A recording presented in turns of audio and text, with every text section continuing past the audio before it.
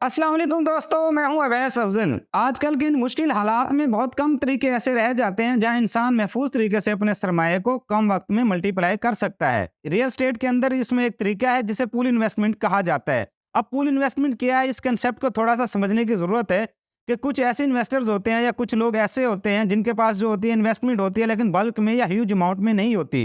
तो वो ये सोचते रह जाते हैं कि जी हम इन कम पैसों का या 2-3 मिलियन का हम जो इन्वेस्टमेंट नहीं करते, हमारा ये पैसा भी डूब जाएगा क्योंकि हमारे पास मुतल्लिका रकम जो है जितनी चाहिए इन्वेस्टमेंट के लिए 7-8 मिलियन या 10 मिलियन वो नहीं है हमारे पास।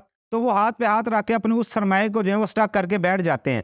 तो पूल इन्वेस्टमेंट जो होती है ऐसे लोगों के लिए होती है कि 2-3 आप अपने अपनी एसोसिएशन में से कि 2-3 लोग ऐसे आइडेंटिफाई करें जो ये काम पहले कर रहे हैं या कोई अपने बिल्डर्स का जिस तरीके से या वो अपनी लैंड डेवलपिंग का काम कर रहे हैं या किसी सोसाइटी का काम कर रहे हैं, उसमें आप अपने एक फेयर शेयर जो है वो आप डाल देते हैं कि जी हमारी ये इन्वेस्टमेंट है 3 मिलियन या 4 मिलियन, ये आप अपने प्रोजेक्ट में जो है इसे लगा लें।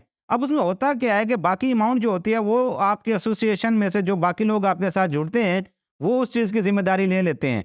इससे भी आपका सरमाया जो है वो ज़्यादा मिकदार में बाउंड नहीं होता। उसमें आपकी जितनी फिजिबिलिटी होती है वो आप उसको उस इन्वेस्टमेंट में डाल देते हैं और बाकी आपके साथ लोग जो जुड़े होते हैं उनका और आपका मिलके एक जो है पूल बन जाता है। उससे आप एक कोई ऐसा प्रोजेक्ट या कोई एक ऐसी लैंड डेवलपिंग या कोई ऐसी स्कीम एक बनाते हैं जिसमें सारों का फायदा होता है। अब कुछ लोग ऐसे भी होते हैं कि जी आप किसी सोसाइटी में प्लॉट लेते हैं, वो डेड इन्वेस्टमेंट कहलाया जाता है। जी यहाँ पे प्लॉट नहीं सेल हो रहे, हाँ लेकिन घर सेल हो रहे हैं।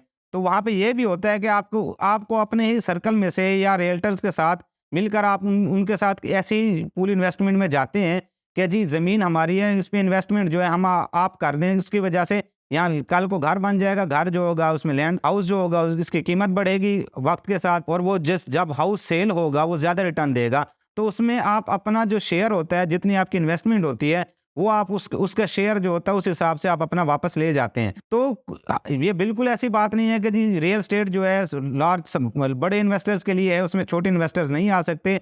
छोटे इन्वेस्टर्स के लिए भी उतने ही मौके हैं जितने बड़े इन्वेस्टर्स के लिए हैं। छोटे इन्वेस्टर जो है वो स्मॉल इन्वेस्टमेंट करते हैं, छोटी इन्वेस्टमेंट करते हैं जितनी उनके पास जो फिजिबिलिटी होती है, जितने उनके पास सरमाया पड़ा होता है कि जो उनके किसी काम नहीं आ रहा होता, कि वो चाहते हैं कि जी हम इससे जो है रियल एस्टेट का काम करें। और इसमें एक चीज़ और ऐड कर दूं, आजकल के दौर में सरमायादार जो है वो किसी ना किसी तरीके से रियल एस्टेट में जो है उस रियल एस्टेट से मुंसलिक है। अब इसका ये मतलब नहीं है कि हर किसी को रियल एस्टेट का काम आता है या हर कोई रियल एस्टेट के बारे में पूरा नॉलेज जो है रखता है। रियल्टर जो है वो कभी भी अकेला काम नहीं करता, बल्कि वो छोटे छोटे ऐसे पूल बनाता है, लोगों के छोटे छोटे इन्वेस्टर्स को मिला के एक बड़ा पूल बनाता है जहाँ वो एक बड़े प्रोजेक्ट की तरफ जाता है। तो ये एक तरीका है रियल एस्टेट के अंदर इन्वेस्ट करने का। अगर आपके पास सरमाया जो है वो बहुत ज़्यादा नहीं है लेकिन आप चाहते हैं कि जितना सरमाया आपके पास है वो आप रियल एस्टेट में इन्वेस्ट करें, तो अगर इस सिलसिले में आपको किसी किस्म की रहनुमाई दरकार है, आप हमारे नीचे दिए गए नंबरों पर हमसे रब्ता कर सकते हैं। हमारे पास कुछ ऐसे पूल्स मौजूद हैं जहां हम आपकी इस इन्वेस्टमेंट को महफूज तरीके से बहुत कम वक्त में मल्टीप्लाई कर सकते हैं। आज तक के लिए इतना ही। दोबारा किसी वीडियो में किसी नए टॉपिक के साथ हाजिर होंगे। अल्लाह हाफिज़।